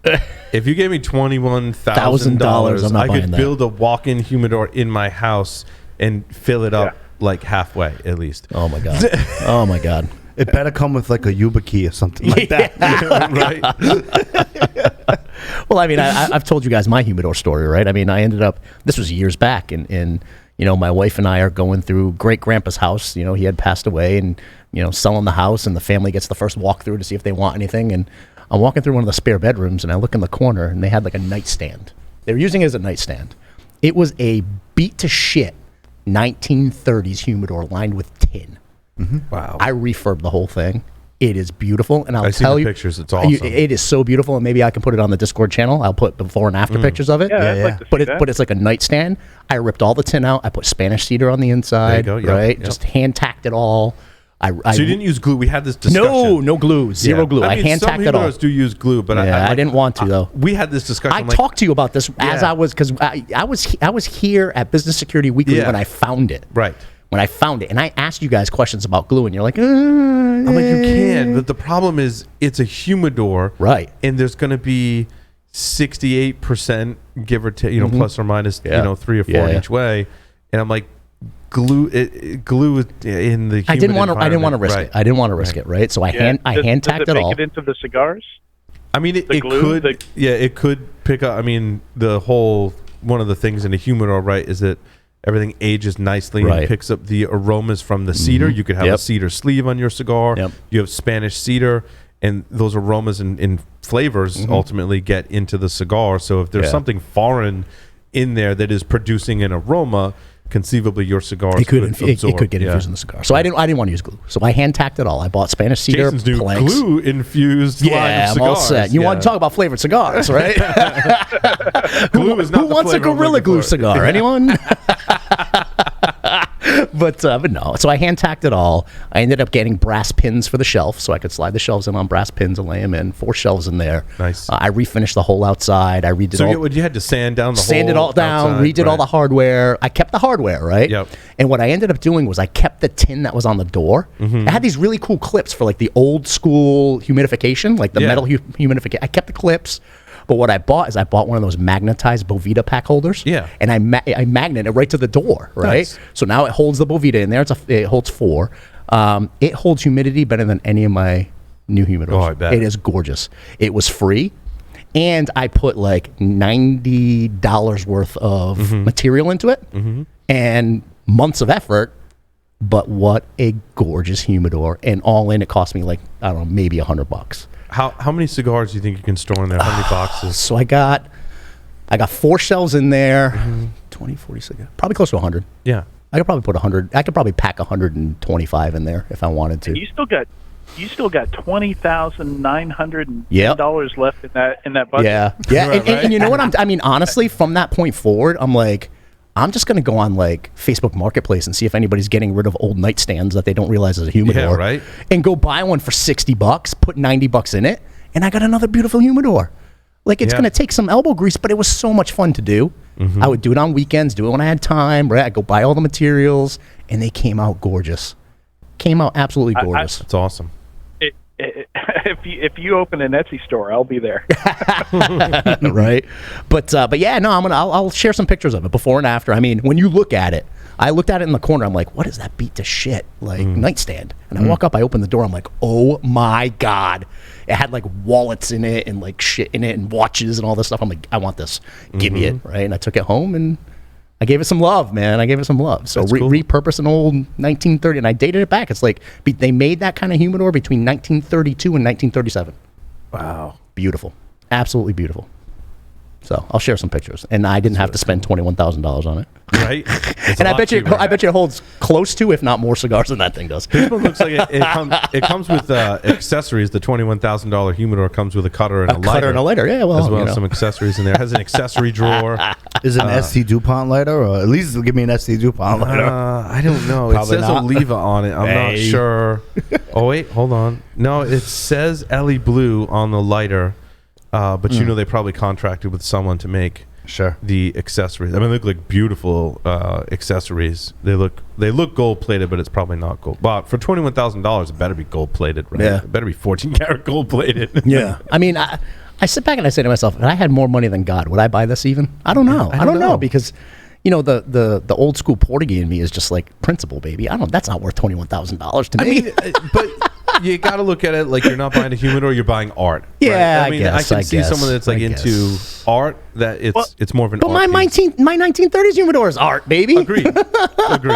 Yeah, I mean, you can't replace something you got from your grandfather. Right. You refinished it yourself. Yeah. You know, you put all that love into it. Yeah. Like, it's hard to even put a price on that. Now my family will come into the man room just to come look at it, right? Yeah. Like, I'll have family come in and go, hey, I heard about your humidor that you got from great grandpa. Let me go check it out. That's so cool. You know, it makes them smile, makes them happy, makes them think about him again. Right. You know, it's super cool. It's a family thing. Yeah. Super cool. Yeah. Yeah, I mean, they can charge $21,000 for this because they're only making, like 2 dozen of them? 21 of them, yeah, 21. Yeah. So it's the rarity of it. Sorry, Adrian. While we're on humidors, I had another humidor like aging thing in here. Hold on. How to age your cigars to perfection. Before we get there, wait. There was some shocking stuff in here in some of these stories. I didn't know that beetles were a thing. And that, they are. That was like, am I smoking beetles right now? No, probably not. But you could be smoking the larvae. Back in the day, Paul taught me, and actually, Joe, you were part of this conversation too, about humidity and keeping it at the right humidity. And I went out and I bought those Govee temperature and RH meters, my Bluetooth on my phone, and dude, I'm like on it every morning when I get up. I go to my office, that shit connects, and I make sure that it's like 67 to like 72, and I'm keeping it in there, the relative humidity, all the time. Because you guys told me you'll get beetles, you'll get holes in your cigars. Now I'm just like OCD about it. Yeah, it's more. I mean, it's temperature too. Yeah, I mean, obviously, relative temperature and humidity. Yep. I try never to go above 70. on humidity or temperature in the humidor. I think that was kind of like I kept it at 72. Is that bad? Should I peel it back a little bit? I like to be between 65 and 68. Yeah. And never above 70. I think it's better. I think runs a less risk of getting mold and or tobacco beetles. Yeah. Because I mean the larvae is likely in some of the tobacco. Sure, yeah. I mean they do have processes where to remove the beetles and larvae from it, but inevitably that stuff gets in there. Yeah. And what happens is if there's larvae in there and your temperature and or humidity gets up to a good tobacco beetle kind of level, they will hatch and they will like eat their way, burrow out of it. So that's when you'll see the hole. And that was the fear. You guys put the fear of God in me in that. And I alert at 72. Like literally my phone will go bing, bing, bing, bing. Like it'll alert me at 72. Yeah. In my opinion, if you're going to do some serious aging like Paul and categorize the aging, like these are 2 years old, 3 years old, 4 years old, 6 years old, you should keep it as drop close it down to 70. As you can. All right.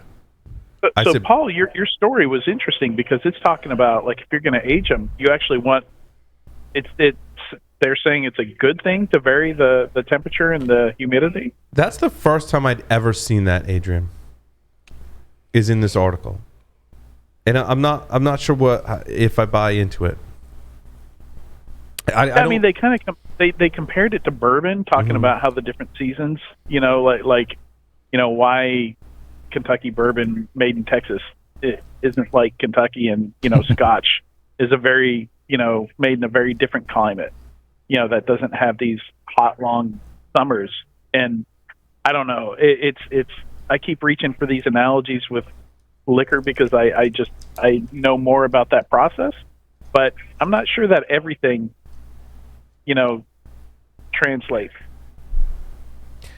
So they say once every 2 months, bring the temperature up. They say the stronger the blend, the hotter we'll let it go. So for full strength flavor cigars, they should be brought up to 75 degrees for 10 days. I don't know why you would do that, because at a higher temperature, you're potentially going to get a higher humidity, and that tobacco is going to expand. And if it expands too much, it can actually crack the wrapper. I mean, I can see and potentially release the beetle apocalypse. It could release beetles, absolutely. I mean, when the wrapper is more oily and dark, it does have a little more give to it. It's not as fragile, certainly. But I had not heard of that before. So they say you kind of bring back the fermentation process to the cigar. Which when they phrase it like that, I could see that because fermentation is a higher temperature kind of thing. Bring out essential oils and sugars. I don't know. I wouldn't want to try it with some of my really nice cigars, to be honest with you. In that same section, they do talk about airing out your humidor, and that's something that I need to do more of. Yeah. Because I have 3 cabinets, I don't always get to open up every single box in every single cabinet on a regular basis, and sometimes years will go by, right? And I'll open up the box and I'm like, oh, there's like some mold or some beetles or something in there, just because it's been sealed, in that box for so long. Do you crack? So every box I put in my humidor, I've cracked the box open. I probably should do that too. That's a good thing, right? But because I'm figuring I at least get some of that relative humidity from the inside of the humidor in the box. Yeah, but go into I guess in a cigar store, like they'll have humidor storage in the basement, for example. That's where they'll take in their shipments. Yeah. But they'll leave the cellophane around the box. Yeah, and that can keep humidity from getting in, right? Right. But it also, in doing that, it might actually protect the cigars. That are in there. So, and a lot of manufacturers are putting Boveda, even if you'll see them branded as something else. God, yeah, they'll put Boveda in it. I think pretty much 100% of the time, quite frankly, it's a Boveda pack. They've just branded it from Boveda, and they'll put that inside the box. Fuente's been doing that for a long time. Those packs you see in Fuente are actually Boveda packs. Yeah. Now, how about rotation? Do you move cigars around your humidor? I don't rotate. I think if you were to open up every one of those boxes every once in a while, you wouldn't have to rotate them. But even like the singles, like I got a bunch of singles in there. Nah, I don't move the shelf around, move the cigars around. Doesn't even matter. Right? I don't think that matters. But you should have some circulation in your humidors. I think if you're going to age for a long time, even just a small, you don't need a ton. Like some of my cabinets have like fans, like, you know, top to bottom on, you know, every shelf, there's like a row of fans in the back, which it could be overkill. You know, I think if you had general rule of thumb for me anyways, if you take the back left-hand corner of your humidor and you blow that fan up, you take the top right of your humidor and you blow down, just you're so going to get good circulation up and down. Yeah, and then you don't have to worry about rotation. Humidity, you know, depending on a lot of different factors, could collect the, you know, be higher or lower at top or bottom. Kind of, I mean, there's different, you know, it's science, right? I mean, the humidity can collect in your humidor. I mean, there's some that say that like more humid air will sink towards the bottom, but again, there's factors, you know, that impact that. Yeah. So, well, I'm gonna find out really soon, because I when I texted you last night, I told you I just Santa Claus is gonna bring it to me, but I just got an Odoo 300 that Santa Claus is gonna give me. So yeah, so I would ask I'm gonna go modern style. I'm gonna go modern style and figure it out. I have a 1930s humidor. Now I'm gonna go modern style and try to figure that one out. I was looking up this manufacturer. I had not heard of them. Odoo 300. How do you spell that? It's AUDEW 300, and it's like a Winador but for cigars. I see. Oh, okay. So they have a website. Yeah. And so they've taken these wine refrigerators. Yeah, pretty much. But they made it for cigars. Yeah, I've seen a few different manufacturers do this. Yeah. Walter did that years ago. Remember Walter? Yeah, you can buy the like you can go to Walmart and buy. Yeah, you can get it. Yeah, right. I got it on Odoo's website, right? And ordered it. Santa Claus is going to give it to me, but ultimately now I'm gonna try to figure out, number one, how do I season it, right? I heard you season it kind of the same way, but it takes a little bit longer. So stuff that I've been reading is, you know, do the same typical thing with distilled water, but it may take you like 3 weeks to get it all ready to rock. Interesting. So we'll see. But well, you got to season the cedar that's in there. Yeah, exactly. But I want to see how it goes, right? I've heard good things about it, so I figured I'll go new school and see what it brings me. I like buying from a manufacturer of these that has sourced the refrigerator and put the Spanish cedar in it for me. That's it. Because I've had bad luck with some of the ones you buy in the store. Yeah, right. Some of them work, some of them don't. Because they're not intended to store cigars. Right. They're intended to store wine. And that's why I went with this, because it is turnkey for cigars. Right. Right. So that's why I went with them. Yeah, because sometimes the temperature of the ones that are made for wine will not match up with the temperature you want it. Right. And that's why I didn't want to do a conversion project, right? I wanted to go straight in and go modern humidor, but one that was turnkey for it. So, you know, come January, February, Stogy Geeks, I'll be able to give you a little review of it. Sweet. Yeah, I think one of the things I just need to do better is just going in and opening up the boxes every once in a while. And rotating the trays. Speaking of rotating, because if the trays, I feel like, sit on top of each other, because I bought a bunch of those Spanish cedar trays. So the trays have, you know, sides in the back, and you can put a bunch of cigars in. I try not to put too many so I can stack them. And I like to rotate those. I like to make sure those are breathing, because when they sit on top of each other, again, it can trap that humidity in there. And if I have problems, sometimes it's from that. Which I've done with the old humidor that I have. I rotate the shelves, because sometimes I'll shove a box in between, you know, the two shelves. I'll shove a box in between them, and I just want to, I don't know, maybe I guess it makes me feel good. It's more of a feel good thing. I don't know. That's why I asked, do you have to do it? But for me, I wouldn't rotate the cigars. You could put I do the shelves. I move the trays. And then you rotate the shelves, and then if you're having like full box for storage, just rotate them every once in a while, and you'll be all right. I dig it. The other thing they said is take off the cellophane, right? Yeah, but we've had this conversation a lot. We've had this conversation. Yeah. Take off cellophane on the box, or take off cellophane per cigar. On the cigar. That's right. On the when you age them. I like it when Paul rips out a cellophane and it's turned it's like yellow. all dark. It's yellow, and I'm like, It's like, well, I think this is age. It's like that 9-year Padron you shared with me. Oh my, yeah. It's this way too, sir. This way too. I like keep it. I don't think the cellophane, whether it's on or off, impacts how the cigar will age. I do, like, in any direction, negative or positive, right? Yeah. Like, I really just don't think it makes a difference. Well, I'll leave the cellophane on any cigar that comes with it to prevent it from being damaged in my humidor. Now, isn't cellophane meant to be breathable? Like it's not a closed seal. And some people cut the ends off of the, Like if you've got a cigar like this, and you see how the cellophane's on there, and they leave this stuff at the end so you can kind of, fold it over like that. Yeah. What some people will do is they'll cut the end off of the cellophane so that the cigar is still protected by the cellophane, but it can just breathe a little more. Yeah. Now, also what some people will do, like Stogy was actually just telling me this. He said in a lot of his cigars, and he actually said in the 858 Rosado, which comes with this cedar, see the cedar sleeve on this cigar, he likes to take the cedar sleeve off. And I think there's two reasons for that.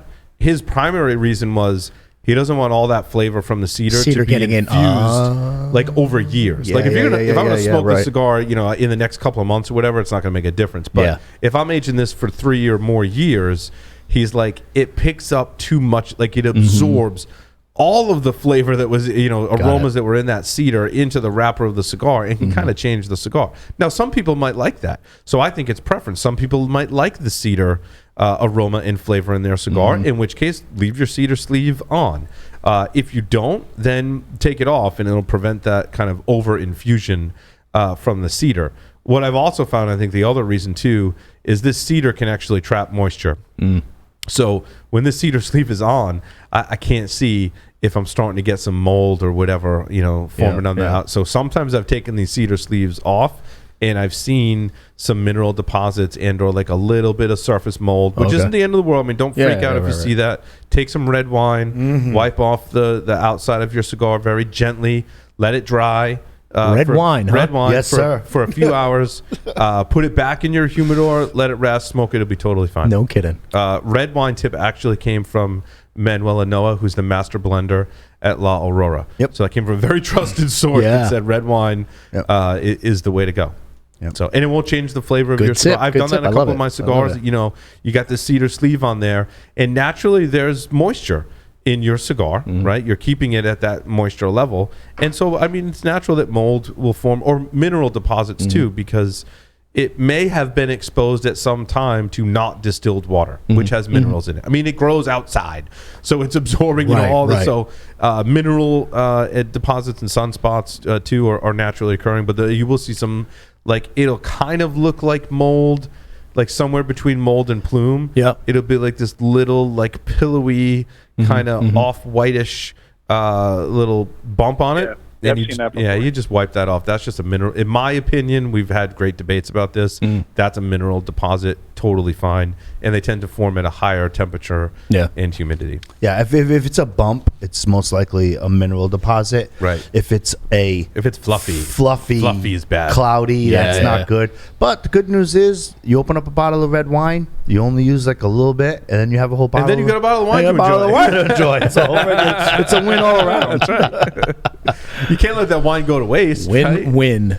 I mean, unless you get the argon thing. I mean, we could do a whole segment on, we should bring Todd in actually to do some wine stuff, because he's got the whole, the whole thing. And by the way, red wine from Chile goes phenomenal with cigars. Oh, we're going to have to try that. Red wine from Chile. We're going to have to try that. Let's see.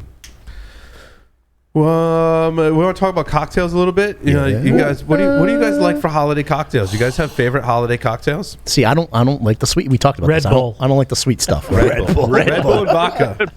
I just drink the Red Bull. So right about now, Like three of them. going into the holidays, I am a bourbon perfect Manhattan guy. What do you mean perfect? same. Manhattan? Perfect Manhattan is a little bit of Like when you make it, it's perfect. No. Perfect is a recipe, right? Perfect is a recipe. So it's the bartenders would call it a jigger, right? It's a half a jigger of sweet vermouth and a half a jigger of what's the other kind of vermouth that they have? There's two different. There's sweet and there's dry vermouth. So it's a half a jigger of each, and like then the clear. vermouth. and then your normal pour of bourbon. Interesting. And then you put a cherry in it, and that's a perfect Manhattan, baby. But bourbon. Some people like rye. I like bourbon. That's more vermouth than I like in my Manhattans, But it's though. little tiny. In the dry, you can't even tell. Yeah, I'll have to try that. Yeah, but that's why it's half and a half. That's why it's half a half. Never mixed vermouths. Oh, it's so good. That's interesting. Yep. And you got to get I the do good like, cherries. You do. Yes. I'm an eggnog. You do. I'm an And actually eggnog black guy, but cherries. Some people. You like eggnog and brandy, Adrian? Eggnog. I usually do eggnog and bourbon. Honestly. Interesting. Oh, all right. I'll have to try that. I just find a good eggnog, and I blend the two together. It takes some effort to get them to blend. The whiskey wants to sit on top of the. It wants to separate from the eggnog naturally, so you do have to do some stirring. But that's perfect for me for holidays. I like the they have an apple old fashioned in this article that I linked to. I like to do an old fashioned with candied cranberries. So you have to candy you can Google it. It's very easy. I think you boil it with sugar and water. You boil your cranberries in sugar and water and then toss them in sugar, and then I like to let them sit in the fridge to kind of ferment in that sugar because cranberries are very tart. Yeah. And then when I make the old fashioned, I put the orange, I put the cherry, and I put some cranberries in the bottom, and I use like a little less sugar because there's sugar in the cranberries. I muddle that all together, and then with some bitters, right? Muddle all that together like you would an old fashioned, and then I put a cinnamon stick in it, and then I even drop a few cranberries in the top, and you get this very festive looking drink that it tastes delicious. You made that for your Christmas party. I did. It was awesome. Awesome. Yeah. The trick is you got to candy. You got to buy fresh cranberries and candy them yourself. I usually keep like they'll keep for a while actually. So for holiday season, I'll do usually 2 batches, one around Thanksgiving, one around Christmas. And then like I'll even put them out on a dish when you have family over on the holidays and just put them on the dish. People are like, these are amazing. People are dropping them in their sangria. Like it's just a great thing to have around the holidays. That drink was great with cigars as well. So does sangria, quite frankly. I love sangria. Mm-hmm. That's basically just like jungle juice. I gotta get on the wine. I don't drink wine. I was gonna say, like, for me, depends on the time of day and family schedule. Yeah, right. It depends how much drinking we're gonna do, but I am Italian, so there is lots. But like in the morning, I'll do like a nice red wine, usually from like Russian River Valley. There and just kind of chill. Right. But if I'm doing anything, I love the old fashioned. I still can't make it a Paul Asadorian old fashioned. Like no matter how hard I try or what I do, it's just practice, man. Right? It just never comes out right. But it's good. And then I like every year the Celebration by Sierra Nevada because it changes. I do too. Because it changes every year. So like it's a good like you don't want to be walking around with like 5 old fashions, and so you do an old fashioned, then you get a Sierra Nevada, something about like a New England turtleneck sweater. It's cold out. Turtleneck, he says. Yeah, you know what I mean? Like you're just like all snug and it's like drinking the Archer tactical sweater. Yeah, it's good stuff. I didn't put the article in there, but I did have one on. I thought I put one in here on food. Do you guys like lamb? Oh yeah, I don't. Yeah, don't. Sorry, man, I don't though. Love it. Adrian, you do, right? I like it. Yeah, absolutely. What's your favorite? It's got to be done right though. Like there's if you make lamb wrong, it can be really gamey. I agree. That's what I don't. Maybe that's my problem. It can be really gamey, and it depends on the quality too of the cut and the meat that you get. What's your favorite kind of lamb dish? What do you guys like? Indian food. Yeah, lamb I was just going to say shawarma. Any Indian dish that involves lamb. Shawarma is when they put it in a smoker stick and it's like on a metal skewer, right? Of one big metal skewer. They put a big hunk of meat or multiple layers of smaller cuts of meat on a metal skewer and cook that either in a smoker or some type of slow cooker, right? I believe. But shawarma refers to the spices used, I think. Oh, is it? Okay. I thought it referred to the. But you also see them use that method of cooking it, where they have the vertical cooker. Right. Yeah. I think the rotisserie. It's basically just a rotisserie that's vertical instead of horizontal. Right. Right. That's the best way to have it. Like I was going to give you a specific category, but as long as it's on if it's on a stick vertical, it's lamb. It's good. But I didn't say shawarma. I said korma. Lamb korma is the name of the dish, the Indian dish. Interesting. So at home I make the French rack of lamb. I've got my process for making that. Which is actually very so I take it and I trim it, and there's a whole process to trimming. It's actually a pretty intricate piece of meat to trim. trim it up, and then I do it like traditional barbecue style. I actually do mustard, and then I just do salt, pepper, garlic salt, or just granulated garlic. Give it a light coating, and then I throw it on the smoker, usually for around 45 minutes to get that cooking process started, get some of that nice smoke flavor in there. And then I'll either put it on the grill or a cast iron pan, and I'll just sear the outside. Your internal temp should be like around 130-ish, medium rare-ish kind of internal temp. Then you slice that up, and you get the lamb lollipops. And I tell you, it's not that hard to make. If you've got any, even if you're just getting into smoking meat, like it's a pretty easy thing to do because it's pretty quick. You're not babysitting a piece of meat for 12 hours, right? Like it's a pretty quick kind of thing, like around 225 usually. Yeah. And I love it. And people love it. Like I've handed it out at barbecues as like an appetizer kind of thing, and people are just like, that's amazing. Yeah, that's awesome. And then I did lamb shanks, which was an experience.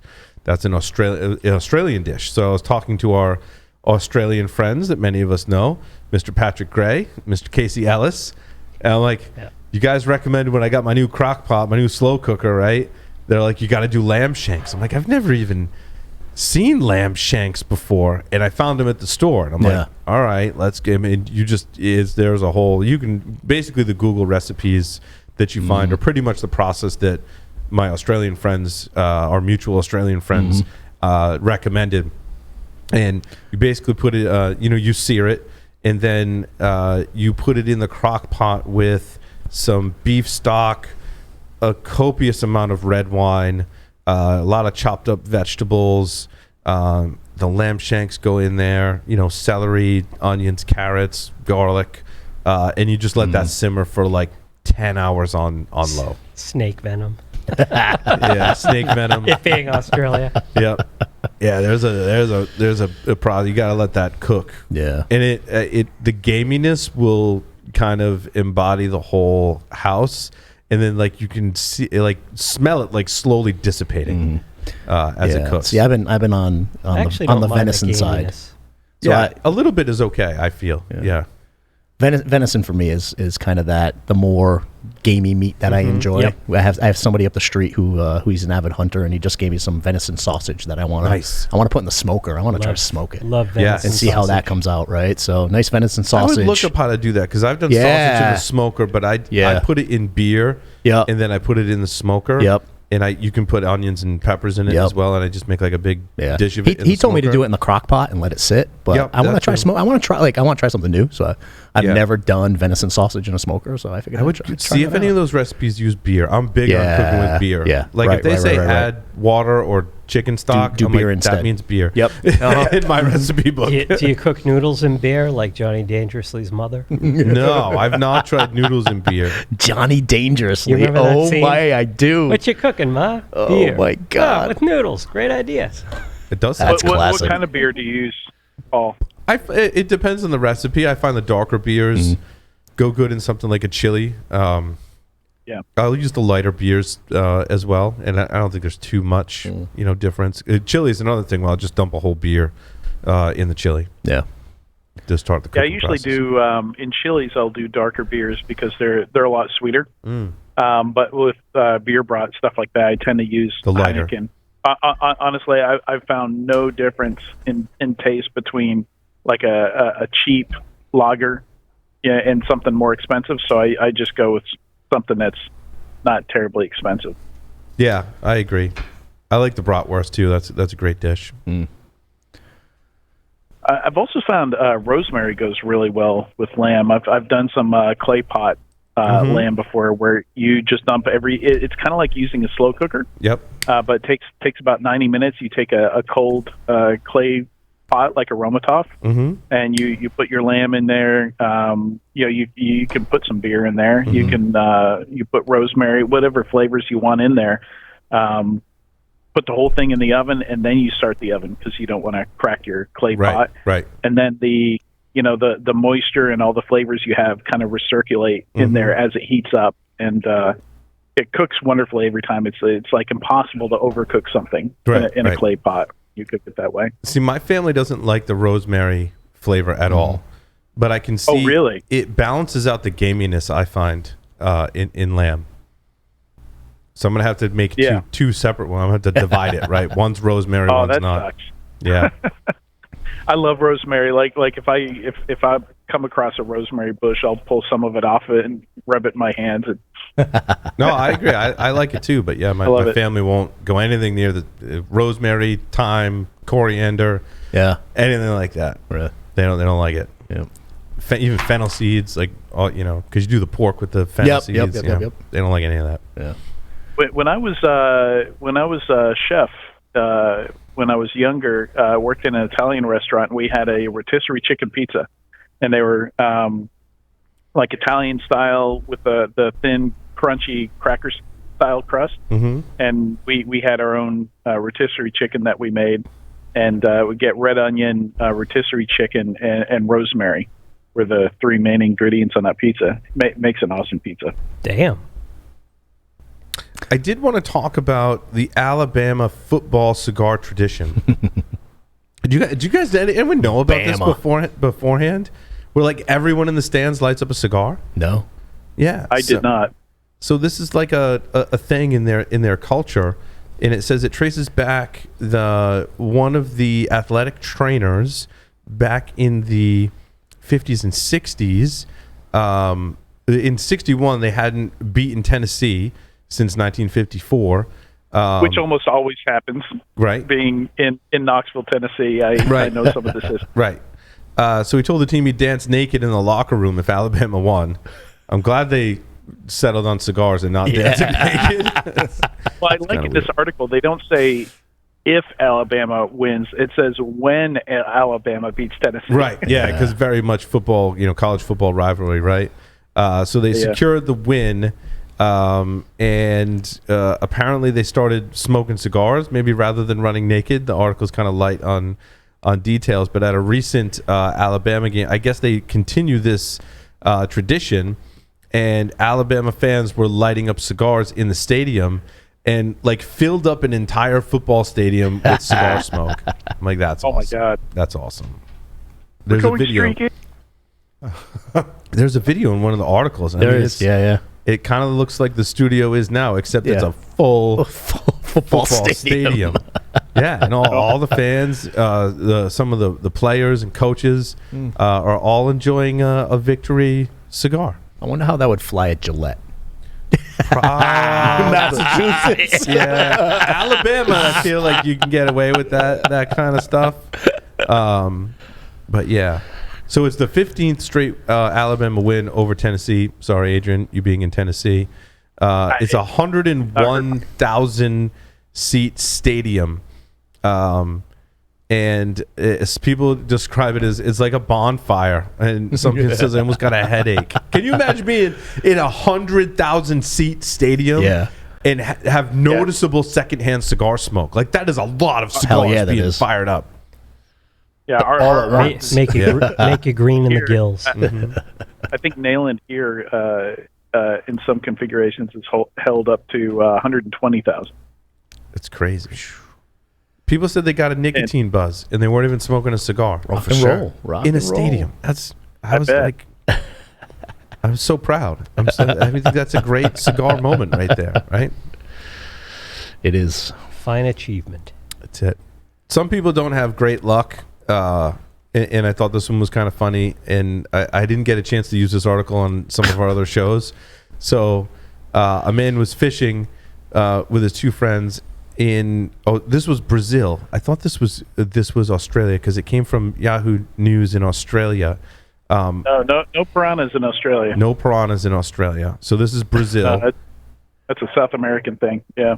And apparently he was attacked by a swarm of bees, and to escape the bees, he jumped in the water where he was attacked by piranhas. So like if you think you're having a bad day, like Adrian talked about having your cigar plugged and like, oh my God, I'm having a terrible day. Just remember this poor dude that was probably stung by a bunch of bees and to escape him jumped in the water and got attacked by piranhas. The murder hornets are going to kill me, and then you get eaten by So to misquote Qui-Gon Jinn, there's always a bunch of smaller fish. That's right. Yeah, in this case, the smaller fish are dangerous. But we're not to rain on the parade, but when I read it, it sounded like he drowned first and then they ate him. Oh, interesting. So they're just trying to clean up his dumbass mess. They're doing the job. Oh, so he did perish in this story.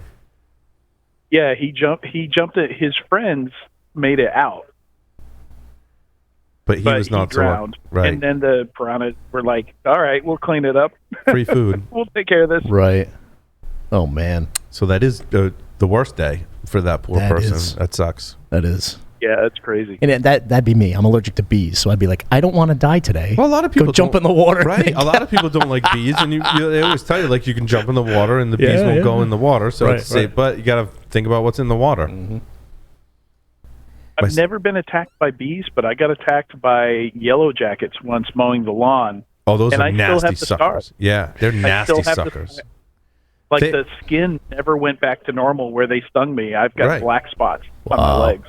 They're the assholes in like the bee family. They're just such assholes. Like you look at them wrong, they're like, "Oh, I'm going to sting you." Like not once, but like 16 times just for looking at me. I went inside just screaming, and like I couldn't figure out why the pain wasn't stopping. And I took off my shoes. They had crawled down in my shoes and were stinging me through my socks. Yes. I looked down, and there's this little yellow jacket, just like a, just a machine, just pumping its stinger in the foot. I just whacked the hell out of it. How long ago was this? This was like 10 years ago, maybe. And that bee still hates you 10 years later. No. You ended his life. Yeah. Oh yeah. No, I was all the way back inside, and I was like, man, this is weird. Like the pain is just not subsiding. Took off my shoes, and there were two of them. Like just they had crawled down inside my shoe and just going to town. They're just angry. I remember my son got on the landing of our outdoor steps and started, stomping his feet. He was like, 3 years old. And there, unbeknownst to us, there was a yellow jacket's nest under the stairs. And they came out and started stinging. He started screaming, and I just ran out. Didn't even, when your kids are in trauma, you don't think about in your safety or anyone else's safety but your child's. And I grabbed him, and luckily only got stung like 3 or 4 times. Yeah. Thankfully, I was there to just grab him quick and get away. I don't even think I got stung. That's how fast I ran up and dragged him away. Yeah. But they're nasty. Oh my God. So I don't blame this guy for wanting to jump in the water. I found out the hard way that I'm allergic to bees. Right, I ended up like you were mowing going through a bush. Right, and there just happened to be a bee's nest in there. They sting me in an hour. Like I literally started to feel my lips get tingly. Within an hour, I turned into the Nutty Professor. Like legit, like just blew up. Hospital I go. It can be dangerous. Oh my God, the bees. Anaphylactic shock, baby. Yep. No fun. Nope. It just sucks when you rake over the nests that are in the ground when they burrow in the ground, and you rake over it or run over the lawnmower. They hate that. And they come hunting you. They hate that, especially this time of year because they're on their last legs and they're even nastier. Yep, for sure.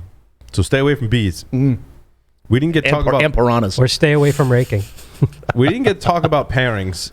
We ran out of time, so we'll have to table that. For next week, maybe, or next month. So maybe next month we'll do some pairings on the show. It'll be a holiday kind of show. So I think, next month we'll do some pairings. So if you have pairing suggestions, send them to us. Send them to Joe, because Joe gave his email address out, joe@stogygeeks.com. Send your pairing suggestions to Joe. You can visit securityweekly.com/subscribe. Join our Discord server. There is a Stogy Geeks channel in there. So if you got cigars you want us to check out, pairings that you like, we'll try and get to those next month. So thank you, everyone, for listening and watching. Thank you, Joe, Bill, Jason, and Adrian for helping out with this edition of the Stogy Geeks. We'll see you next month in December. Over and out.